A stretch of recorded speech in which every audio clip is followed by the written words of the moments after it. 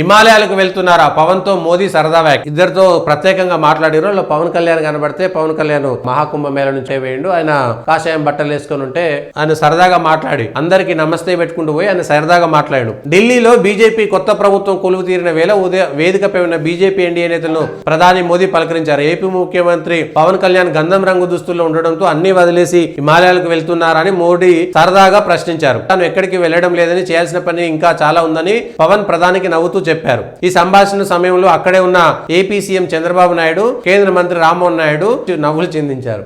పాపం బాగుంది, పవన్ కళ్యాణ్ దగ్గర ఆగిండు, మాట్లాడిండు, లైవ్ లో ఉన్నాయి, వీడియోలు ఉన్నాయి. వీళ్ళ రాతలు ఎట్లుంటాయంటే వీళ్ళు మాట్లాడుకున్న దాన్ని ఆయన నవ్విండు, ఈయన నవ్విండు. ఆ తర్వాత నలుగురు ఐదుగురును దాటిపోతే చంద్రబాబు నాయుడు ఉన్నాడు. వీళ్ళిద్దరు మాట్లాడుకునేది చంద్రబాబు నాయుడుకు వినే పరిస్థితి కూడా లేదు. కానీ చంద్రబాబు నాయుడు నవ్విండని వీళ్ళు రాసి అక్కడ చంద్రబాబు నాయుడు ఉన్నాడు, చంద్రబాబు నాయుడు లేకపోతే కష్టమని మీదేసుకునేటువంటి ప్రయత్నం, ఇది జరిగేటువంటి ప్రయత్నం.